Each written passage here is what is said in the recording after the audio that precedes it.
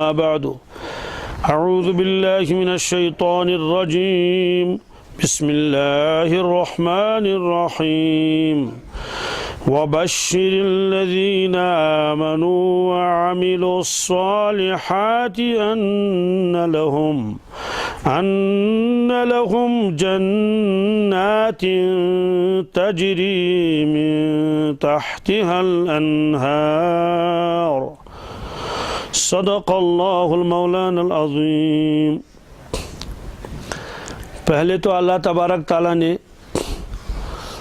تذکرہ کیا دوزخ والوں کا کہ اگر لوگوں تم اس قرآن پاک پر ایمان نہیں لاتے ہو، اس کو اللہ تبارک تعالیٰ کی کتاب نہیں مانتے ہو تو ایسا کلام لاؤ، نہیں لاؤ گے، نہیں لا سکو گے، لایا بھی نہیں، پھر اس کو ماننا پڑے گا، یہ اللہ تعالیٰ کلام ہے اور رسول اللہ صلی اللہ علیہ وسلم اللہ کے سچے رسول ہیں تو تمہارے لیے نجات ہے۔ اگر پھر بھی نہیں فاتقوا النار، تو اس آگ سے بچو جس کا ایندھن لوگ اور پتھر ہوں گے اور وہ تیار کی گئی ہے وہ آگ کافروں کے لیے۔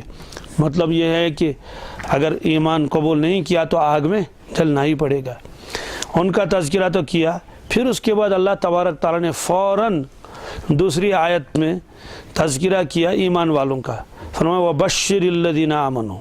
چونکہ اوپر تو وعید آ گئی، ڈانٹ آ گئی کہ دوزخ میں جلنا پڑے گا، فوراً فرمایا کہ خوشخبری دے دیجئے آپ ان لوگوں کو جو ایمان لائے اور انہوں نے اعمال صالحہ کیے۔ اعمال صالحہ کا تذکرہ کل آ گیا۔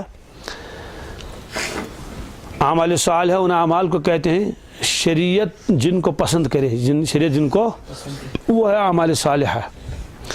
تو اور اعمال صالحہ تو معلوم ہی ہے، جیسے نماز ہے، روزہ ہے، زکوٰۃ ہے، تسبیحات ہیں، قربانی ہے، عمرہ ہے، حج ہے، یہ ساری چیزیں اعمال صالحہ ہیں، نیک اعمال۔ تو ان کو کس چیز کی بشارت دینی ہے؟ ایمان والوں اور اعمال والوں کو۔ دیکھو ایمان کے ساتھ اعمال کا بھی تذکرہ کیا، جہاں بھی قرآن پاک میں ایمان کا تذکرہ ہے اکثر جگہ ساتھ میں اعمال صالحہ کا بھی تذکرہ ہے۔ جیسے وَالْعَصْرِ إِنَّ الْإِنسَانَ لَفِي خُسْرٍ إِلَّا الَّذِينَ آمَنُوا وَعَمِلُوا الصَّالِحَاتِ وَتَوَاصَوْا بِالْحَقِّ وَتَوَاصَوْا بِالصَّبْرِ۔ اسی طرح وہاں فرمایا ثُمَّ رَدَدْنَاهُ أَسْفَلَ السَّافِلِينَ إِلَّا الَّذِينَ آمَنُوا وَعَمِلُوا الصَّالِحَاتِ فَلَهُمْ أَجْرٌ غَيْرُ مَمْنُونٍ۔ تو یہاں فرمایا کہ بشارت دے دیجئے، ان کو خوشخبری سنا دیجئے، کس چیز کی؟ أَنَّ لَهُمْ جَنَّاتٍ، بے شک ان کے لیے تو باغات ہیں، ان کے لیے۔ یہ جنات کیا ہے؟ یہ جنت ان کی جمع ہے، کس کی؟ جنت المنی، ایک باغ، جنات اس کی جمع ہے۔ جنت کہتے ہیں اس باغ کو جو سایہ دار ہو، یعنی جس میں کسی چیز کا سایہ ہو۔ عام طور سے باغات میں سایہ ہوتا ہے درختوں کا، کس کا؟ جی، اور اس سے پہلے آ چکا کہ جنت کے درخت جو ہیں اتنے بڑے بڑے درخت ہیں اور ان کا سایہ اتنا دور تک پھیلا ہوا ہے۔ ظاہر سی بات ہے، درخت جتنا بڑا ہوگا تو اتنا سایہ بھی ہوگا۔ تو اگر سوار چلنا چاہے اس کے نیچے سے، ایک روایت میں فرمایا 100 برس تک چلتا رہے گا۔ اب اس لیے کس کو سمجھ میں آئے گی جنت؟ ایک روایت میں 500 برس، درخت بڑے بھی ہوتے ہیں چھوٹے بھی ہوتے ہیں۔ تو یہ ہے جنات۔ اب سوال ہے کہ اس میں اللہ تعالیٰ نے فرمایا جنات، کیا فرمایا؟ بہت سارے باغات۔ معلوم ہوا کہ ایک باغ ہی نہیں ہوگا، بہت سارے باغ ہوں گے، اور جنت کی قسمیں بھی بہت ہیں، جنت کے درجات بھی بہت ہیں۔ اور اسی طرح سے قرآن پاک نے ایک جگہ سورہ رحمان میں خصوصیت کے ساتھ 2 باغوں کا تذکرہ کیا۔ کس کا؟ 2 باغوں کا تذکرہ کیا، 2 جنات کا۔ کیا فرمایا اللہ تبارک تعالیٰ نے؟ فرمایا وَلِمَنْ خَافَ مَقَامَ رَبِّهِ جَنَّتَانِ، وَلِمَنْ خَافَ مَقَامَ رَبِّهِ جَنَّتَانِ۔ اس کا ترجمہ کیا ہے؟ وَلِمَنْ خَافَ، جو آدمی ڈرا، مقام ربِّهِ، اپنے رب کے سامنے کھڑا ہونے سے ڈر گیا، تو جنتان، اس کے لیے 2 باغ ہیں۔ کتنے؟ 2 باغ ہیں۔ کیا مطلب ہے اس کا؟ کہ جو اللہ تعالیٰ کے سامنے کھڑا ہونے سے ڈرا، یعنی جس کو دنیا میں ڈر لگا رہا کہ ایک روز اپنے رب کے آگے کھڑا ہونا ہے اور رتی رتی کا حساب دینا ہے، تو اسی ڈر کی وجہ سے اللہ کی نافرمانی سے بچتا رہا اور پوری طرح تقوی کے راستوں پر چلا تو اس کے لیے وہاں 2 عالیشان باغ ہیں جن کی صفات آگے بھی ہیں، تفصیل اس وقت بتانی نہیں ہے، لیکن اللہ تعالیٰ نے فرمایا جو اللہ تعالیٰ سے ڈرا دنیا میں، اور اس کے لیے 2 باغ ہیں۔ فَبِأَيِّ آلَاءِ رَبِّكُمَا تُكَذِّبَانِ، اے جنات اور اے انسانوں، تم اللہ تبارک تعالیٰ کی کس نعمت کو جھٹلاؤ گے؟ پھر اللہ تبارک تعالیٰ نے ان 2 باغوں کی تفصیل بیان فرمائی، ذواتا افنان فَبِأَيِّ آلَاءِ رَبِّكُمَا تُكَذِّبَانِ فِيهِمَا عَيْنَانِ تَجْرِيَانِ فَبِأَيِّ آلَاءِ رَبِّكُمَا تُكَذِّبَانِ فِيهِمَا مِن كُلِّ فَاكِهَةٍ زَوْجَانِ فَبِأَيِّ آلَاءِ رَبِّكُمَا تُكَذِّبَانِ۔ اسی طرح سے متکئین علی فرش بطائنها من استبرق وجنى الجنتین دان، دور تک اللہ تبارک تعالیٰ نے ان 2 جنتوں کا تذکرہ کیا کہ وہ جنت اس طرح کے ہوں گے۔ 2 جنت تو یہ ہو گئے، یہ بہت عالیشان جنت ہوں گے، بہت ہی عجیب و غریب قسم کے جنت ہوں گے۔ اور حدیث پاک میں آتا ہے یہ 2 جنتیں کیا ہیں؟ فرماتے ہیں کہ جنت الفردوس بھی قرآن پاک میں ہے، ان الذین آمنوا وعملوا الصالحات کانت لهم جنات الفردوس نزلا۔ تو فرماتے ہیں یہ 4 باغ ہیں خصوصیت کے ساتھ، بہت عجیب و غریب باغ ہیں یہ 4۔ ایک روایت میں آتا ہے جنات الفردوس 40، کہ جنات الفردوس وہ 4 ہیں، کیا ہے؟ جنتان من ذهب، 2 جنت تو سونے کے ہیں، کس کے؟ ہر چیز سونے کی، آنیتہما حلیتہما وما فیہما، جو کچھ اس کے اندر ہے، چاہے فرنیچر ہے، چاہے پیالے ہیں، چمچے ہیں، مکانوں کے دروازے ہیں اور کھڑکیاں ہیں، جو کچھ ہیں وہ سب سونے کا ہے، سب۔ جی ہماری خواتین کو یہی افسوس ہے کہ میرے پاس سونا نہیں، میرے پاس۔ اللہ تبارک تعالیٰ فرماتے ہیں جو آدمی ڈرا آخرت سے، اللہ کے سامنے کھڑا ہونے سے، زیور تو کیا اس کے لیے تو جنت ہی کس کی ہوگی؟ سونے کی ہوگی۔ تو یہ فرمایا کہ اس کے اندر اس کے برتن بھی سونے کے، اس کے زیور بھی سونے کے، اور جو کچھ اس میں سب کیا ہے؟ سونے کا ہے۔ یہ 2 جنت تو ہیں سونے کے، یہ بہت اونچے درجے کی جنت ہیں۔ پھر اللہ تعالیٰ نے آگے فرمایا، پوری اس کی تفصیل بتا دی، اس میں کیا کیا ہے، اس میں میوے ہوں گے اور اس میں یہ ہوگا اور اس میں وہ ہوگا، وہ سب۔ پھر آگے فرمایا وَمِن دُونِهِمَا جَنَّتَانِ، وَمِن دُونِهِمَا، کیونکہ ان جنتوں کی تفصیل اس وقت مقصد نہیں، ورنہ وہ تو آئے گا انشاءاللہ۔ ان کے علاوہ اور 2 باغ ہیں، اور ان 2 باغوں کے علاوہ فرماتے ہیں وہ چاندی کے ہوں گے، کس کے؟ اور اس میں ہر چیز جو ہے وہ بھی یہاں کی چاندی نہیں، وہ تو وہاں کی چاندی ہوگی، گویا کہ یہاں کا سونا بھی اس کی چاندی کا مقابلہ نہیں کر سکتا۔ تو یہ معلوم ہوا کہ جنت ایک ہی نہیں ہے، جنات بہت ہیں۔ جیسے دنیا میں ہوتے ہیں، نام تو ہے ہوٹل، لیکن آپ دیکھ لیجئے ہوٹل کیسے کیسے ہوٹل ہوتے ہیں۔ کسی کا کرایہ جو ہے 1 رات کا 1000 روپے ہے، کسی کا 5000 ہے، کسی کا 10,000 ہے۔ بعض ہوٹل ایسے ہوتے ہیں کہ وہاں 10 ہزار ریال رات کو وہ لیتے ہیں۔ تو اس طرح سے فرمایا کہ جنت بہت ہیں۔ جنت تعدادی جنت کتنی ہے؟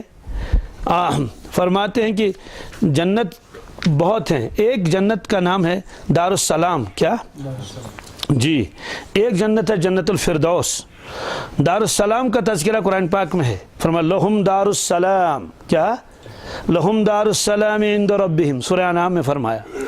ایک جگہ فرمایا واللہ یدعو الی دار السلام، اللہ تبارک تعالیٰ اپنے نیک بندوں کو دعوت دیتے ہیں، کس کی طرف؟ بلاتے ہیں دار السلام کی طرف، یعنی ان کو دعوت دی جا رہی ہے کہ تم ایمان قبول کر لو، دار السلام میں جاؤ گے، اور اسی دار السلام میں جب وہ داخل ہو جائیں گے تو ان کو سلام کیا جائے گا، فرشتے بھی سلام کریں گے، سلام علیکم طبتم فادخلوها خالدین، اور اللہ تبارک تعالیٰ کی جانب سے بھی سلام آئے گا، سلام قولا من رب الرحیم۔ کیا عجیب منظر ہوں گے، کچھ بھی آدمی کو وہاں نہیں کرنا ہے، سب اللہ کی جانب سے۔ دنیا میں تو پھر بھی آدمی کو کچھ نہ کچھ ذمہ داری ہے، بھائی وہ کرو اور یہ کرو، لیکن وہاں تو کوئی ذمہ داری نہیں، کوئی فکر نہیں۔ اسی طرح سے ایک اس کا نام ہے دار الخلد، کیا؟ جی وَأَمَّا الَّذِينَ سُعِدُوا فَفِي الْجَنَّةِ خَالِدِينَ فِيهَا، تو آگے اس میں ہے عطاءً غیر مجدود، عطاءً یعنی ایک ایسی عطا ہے تیرے رب کی طرف سے جو کبھی ختم ہونے والی نہیں ہے۔ اسی طرح سے جنت کا نام ہے دار المقامہ، کیا؟ جی یہ بھی قرآن پاک میں سورہ فاطر میں ہے. وَقَالُوا الْحَمْدُ لِلَّهِ الَّذِي أَذْهَبَ عَنَّا الْحَزَنَ إِنَّ رَبَّنَا لَغَفُورٌ شَكُورٌ الَّذِي أَحَلَّنَا دَارُ الْمَقَامَةِ مِنْ فَضْلِهِ لَا يَمَسُّنَا فِيهَا نَصَبٌ وَلَا يَمَسُّنَا فِيهَا لُغُوبٌ. تو دار المقامہ اس کا نام رکھ دیا. ایسے جنت الماوا کیا جی یہ بھی جنت کا نام ہے، یعنی یہ الگ الگ جنات ہیں. فرمایا قرآن پاک نے عند سدرۃ المنتہی عندها جنت المأوا، عندها جنت تو جنت المأوا بھی اسے کہتے ہیں. جی اسی طرح سے ایک جنت ہے جنات عدن، کیا جی یہ بھی جنت کا ایک نام ہے. تو فرماتے ہیں اس کا بھی قرآن پاک میں ہے جنات عدن التی وعد الرحمن عبادہ بالغیب، سورہ مریم میں ہے. اور پھر اس جنات عدن کی حدیث پاک میں تشریح آئی ہے، اس کا درمیانی حصہ کیسا ہوگا اور کس طرح سے کیا ہوگا اور کیا کیا فرش فروش وہاں ہوں گے. اسی طرح سے دار الحیوان، کیا یہ اردو والا حیوان نہیں ہے، یہ حیوان کیا جی ہاں زبر ہے. وَإِنَّ الدَّارَ الْآخِرَةَ لَهِيَ الْحَيَوَانِ، یہ ہے حیوان سے مراد ہے دار الحیات. کیا دار الحیات کے معنی آتے ہیں کہ جہاں پھر موت نہیں آئے گی، جہاں پھر موت اس کا نام ہی وہی ہے. بیاں موت کسی کو نہیں آئے گی، موت تو کسی کو بھی کسی جنت میں نہیں آئے گی، لیکن اس کا خاص طور سے وہی نام رکھا گیا. اور ایک جنت الفردوس تو آ ہی گیا، سورہ کہف میں ہے ان الذین آمنوا وعملوا الصالحات کانت لهم جنات الفردوس نزلا. تو جنات الفردوس نزلا، نزل کے معنی آتے ہیں مہمانی. اللہ تعالیٰ فرماتے ہیں جو لوگ ایمان لا چکے ہیں اعمال صالحہ کیے تو ہم ان کی مہمانی کریں گے جنت الفردوس میں. کس میں جی مہمانی ہوتی ہے نا، جیسے مہمان کہیں آتے ہیں کہ بھائی ان کو فلاں ہوٹل میں ٹھہراؤ، فلاں بہت بڑا جو ہوٹل ہے اس میں مہمانوں کو کیا دے دی جاتی ہے، مہمانی دی جاتی ہے. تو اللہ تعالیٰ فرماتے ہیں جب مہمان آئیں گے میرے پاس، یعنی جنتی پہلی مرتبہ آئیں گے تو جنت الفردوس میں ان کے لیے مہمانی ہوگی. اس کو نزل کہتے ہیں عربی میں. کیا نزل اس کو کہتے ہیں کہ جب مہمان اپنے گھر میں آتا ہے تو جلدی سے اس کے سامنے کوئی چیز رکھ دی جاتی ہے.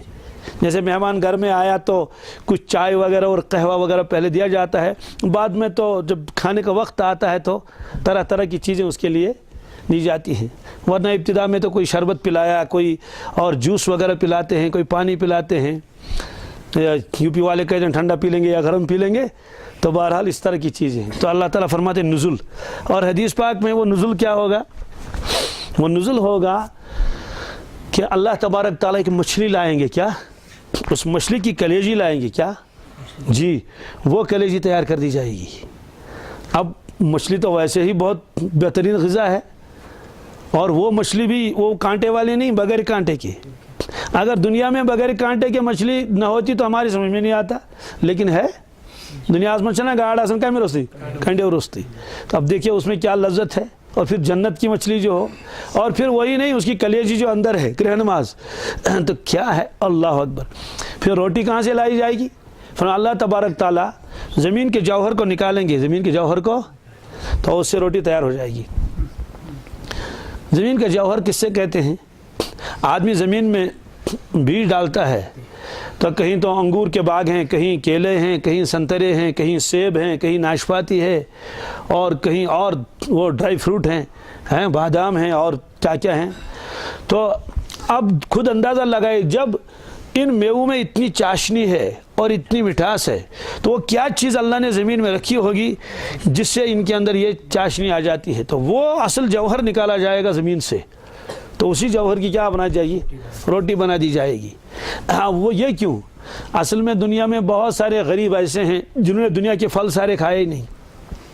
بہت کتنے کشمیری ایسے ہوں گے انہیں پپیتا ان کو معلوم ہی نہیں، کیونکہ پپیتا یہاں ہوتا ہے نہیں، اب تو آنے لگا. اسی طرح سے دنیا میں بہت سارے ملکوں میں ایسے پھل ہیں جو دوسرے ملکوں میں نہیں پائے جاتے ہیں. تو اللہ تعالیٰ فرمائیں گے کہ سب سے پہلے ان کو جو دنیا میں جو کچھ تھا وہ سارا مزہ ایک روٹی میں آنا چاہیے، تاکہ ان کو بتا دیا جائے گا کہ دنیا میں اب کوئی چیز ایسی نہیں رہی جس کا ذائقہ تم نے نہ چکھا ہو. تو اس طرح سے روٹی بنا کے ان کو دے دی جائے گی، کھا لو. تو اسی لیے حدیث پاک میں آتا ہے اللہ کے نبی صلی اللہ علیہ وسلم فرمایا اذا سألتم اللہ فاسألوہ الفردوس ہے. جب تم اللہ تعالیٰ سے جنت کا سوال کرو تو جنت الفردوس مانگا کرو. جب مانگنا ہی تو اعلیٰ درجے کی مانگ لو. کیا مانگ لو؟ اعلیٰ درجے کی جنت مانگو. تو اس طرح سے اس کا نام ہے جنت الفردوس بھی.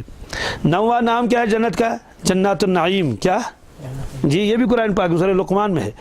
ان الذین آمنوا وعملوا الصالحات لهم جنات النعیم. نعیم کسے کہتے ہیں؟ نعیم کے معنی آتے ہیں جس میں بکثرت نعمتیں ہوں. کیا ہوں؟ یعنی جس کا آدمی اندازہ بھی نہیں لگا سکتا. ایسے عجیب و غریب جنت ہے. تو اس میں کھانے کا سامان، پینے کا سامان، لباس اور صورتیں اور پاکیزہ ہوائیں، خوبصورت مناظر، وسیع مکانات، ظاہری اور باطنی، سب کو یہ شامل ہوگا. یہ اسی طرح سے المقام الامین. کیا؟ یہ مقام امین بھی جنت کا نام رکھا ہے. فرمایا کہ ان المتقین فی مقام امین فی جنات وعیون. یہ بھی فرمایا. اور ایک فرمایا مقعد صدق. کیا؟ مقعد صدق بھی سورہ قمر میں آیا ہے. ان المتقین فی جنات ونہر فی مقعد صدق عند ملیک مقتدر. یہ مقعد صدق کیا؟ سچا مقام. ایسے کہ توبہ کیا ہے جی. تو یہ مختلف نام ہے جنت کے اور اس کے درجات ہیں. اللہ اکبر. ایک روایت میں آتا ہے کہ جو جنات عدن ہے، کیا وہ جنت کے باقی درجات سے 9 لاکھ گنا بڑی ہے. کتنی جی؟ تو اور جو دارالسلام ہے، جو دارالسلام جنت عدن سے بھی 9 لاکھ گنی بڑی ہے. یہ روایت میں ہے. کیا کیا عجیب ہے. اللہ اکبر. اس لیے فرمایا کہ خوشخبری دے دیجئے کن کو؟ بشارت سنا لیجئے ایمان والوں کو بشارت سنا لیجئے. کس چیز کی؟ کہ ان لہم جنات. ایک ہی جنت نہیں، بہت ساری جنتیں. اور ایک ایک جنت کتنی ہوگی؟ اللہ اکبر. حدیث پاک میں ہے کہ جو چھوٹا جنتی ہوگا، چھوٹے درجے کا، وہاں بھی درجات ہوں گے نا، الگ بہت درجات ہوتے ہیں، کہ اس کے لیے اتنی بڑی جنت ہوگی جتنی دنیا.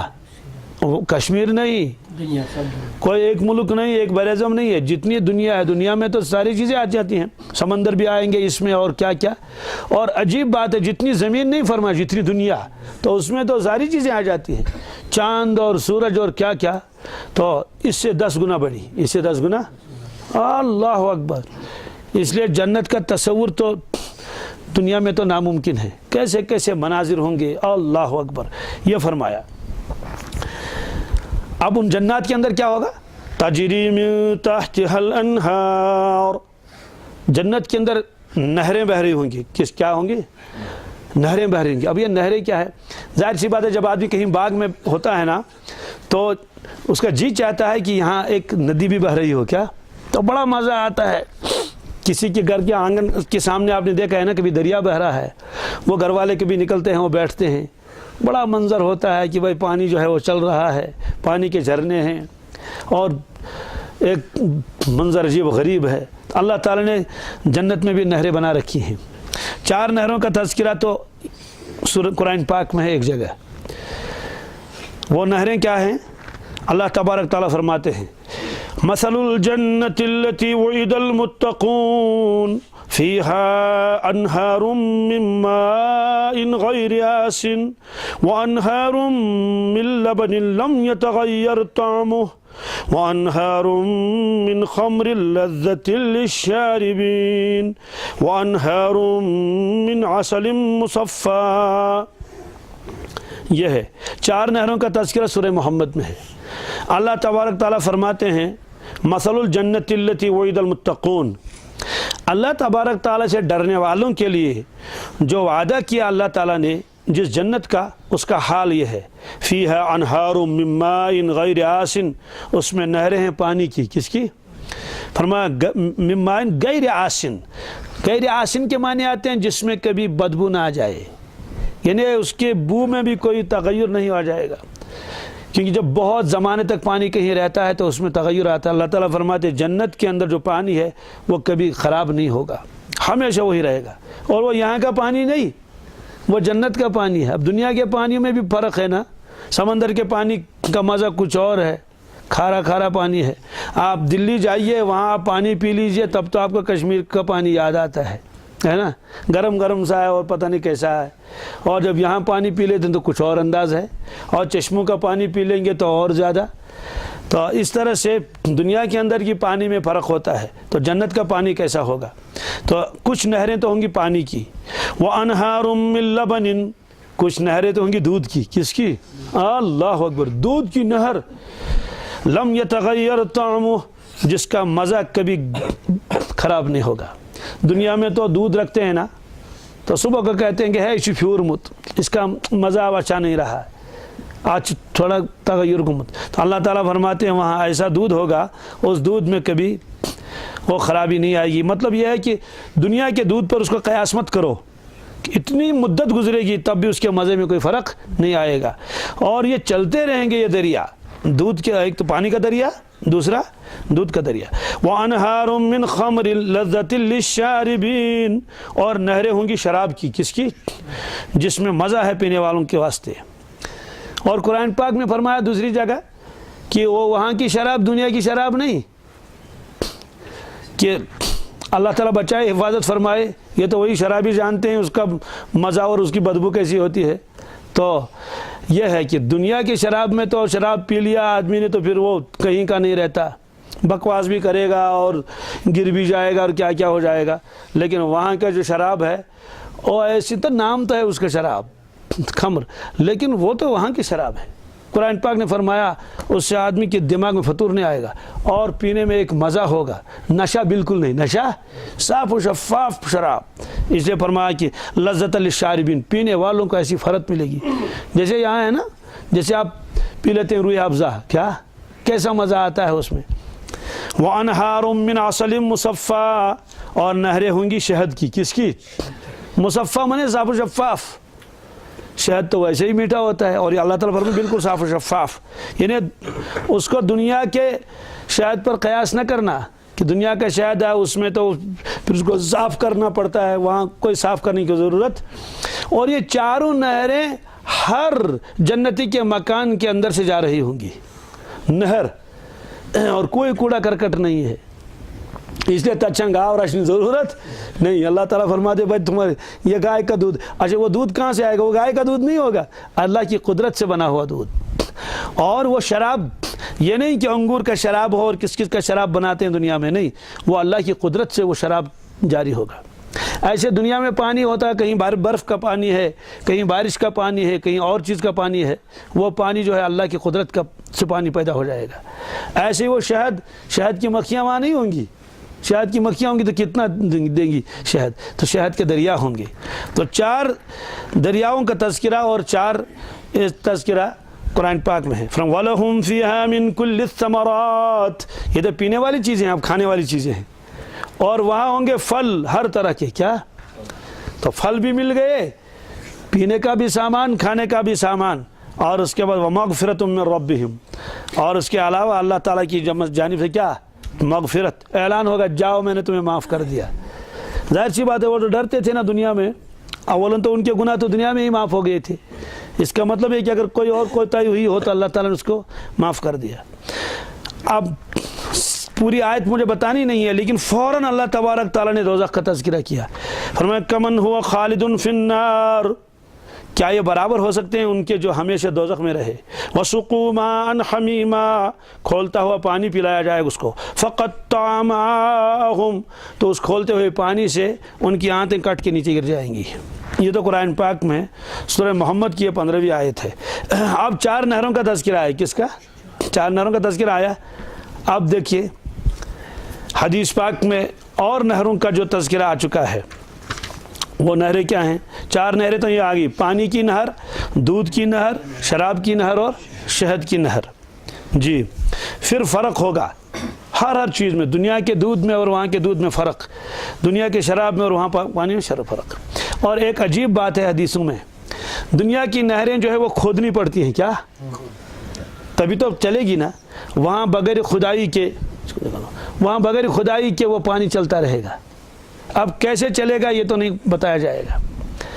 ایسے نہر کوثر کا تذکرہ حدیث پاک میں بھی ہے.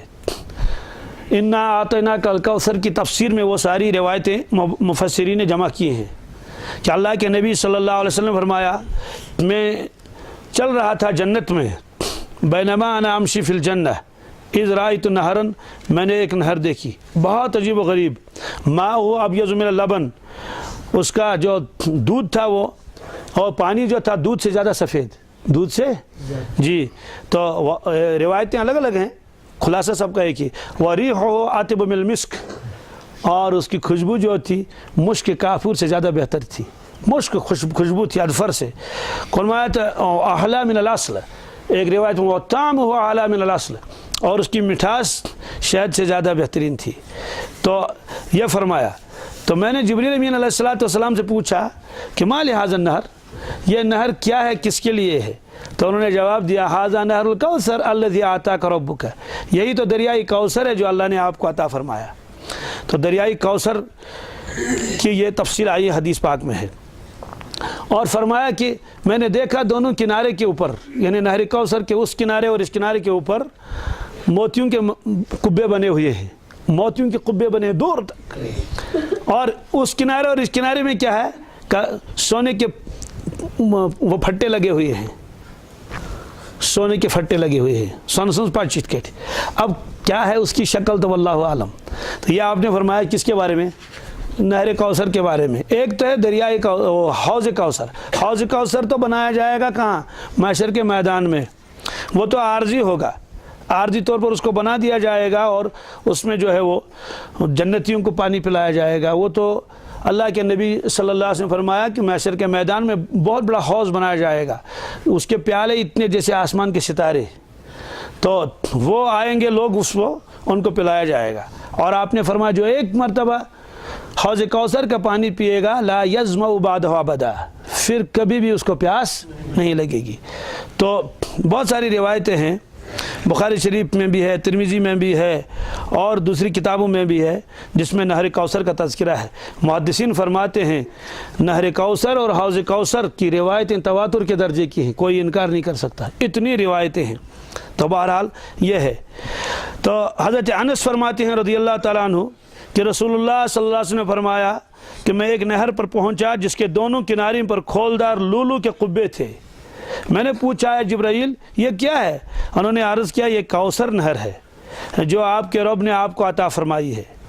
हज़ूर पाक सल्लल्लाहु अलैहि वसल्लम फरमाते हैं कि फिर एक फ़रिश्ता ने अपना हाथ नहर पर मारा तो उसकी मिट्टी खालिस कस्तूरी की नज़र आ रही थी, ऐसी खुशबूदार। इसी तरह एक रिवायत में है कौसर जन्नत में एक नहर है, उसके दोनों किनारे सोने के हैं। किसके?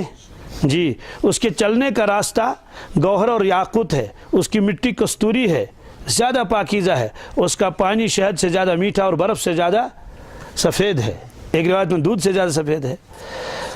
तो इस तरह से उसकी वो तफसीलात आई हैं। और हज़रत आयशा सिद्दीक़ा रज़ियल्लाहु ताला अन्हा फरमाती हैं दरियाई कौसर जो जन्नत में दरिया है, तो जो शख्स उसके चलने की आवाज़ सुनना चाहे, उसको चाहे कि वो अपनी दोनों उंगलियों को अपने कानों में लगा ले, तो कानों में लगाने के बाद जो आवाज़ आ रही है वो अंदाज़ा लगा ले ये दरियाए कौसर की आवाज़ है, यानी इसको तशबीह दी उसके साथ। तो इस तरह से नहरें भी बहुत हैं कहाँ? जन्नत के अंदर। तो ये नहरें आ गई, इसके अलावा और भी नहरें हैं। ये नहरें निकलेंगी कहाँ से? आप रिवायत सुन लीजिए।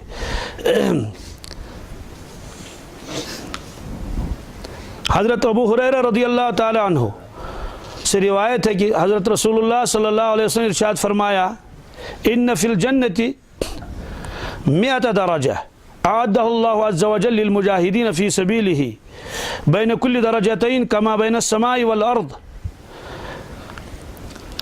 हज़रत अबू हुरैरा फरमाते हैं रज़ियल्लाहु ताला अन्हु रसूलुल्लाह सल्लल्लाहु अलैहि वसल्लम फरमाया जन्नत में दर्जात हैं, 100 दर्जात एक रिवायत में है, जिनको अल्लाह अज़्ज़ा वजल ने मुजाहिदीन फ़ी सबीलिल्लाह के लिए तैयार फरमाया है। हर 2 दर्जों के दरमियान आसमान और ज़मीन के फासलों जितना फासला है। जब तुम अल्लाह ताला से सवाल करो तो उसे जन्नतुल फिरदौस मांगा करो کیونکہ یہ جنت کے درمیان میں بلند حصہ ہے اور سب سے اعلیٰ درجے کی جنت ہے، اس سے اوپر اللہ تعالیٰ کا عرش ہے اور اسی سے جنت کی نہریں پھوٹتی ہیں، اسی سے جنت کی نہریں وہیں سے نکلتی ہیں۔ تو حدیث پاک میں ہے حضرت رسول اللہ صلی اللہ علیہ وسلم نے ارشاد فرمایا، میرے سامنے سدرۃ المنتہا کو پیش کیا گیا، سدرۃ المنتہا کو میں نے دیکھا اسے 4 نہریں نکل رہی ہیں، 2 ظاہری نہریں، 2 باطنی۔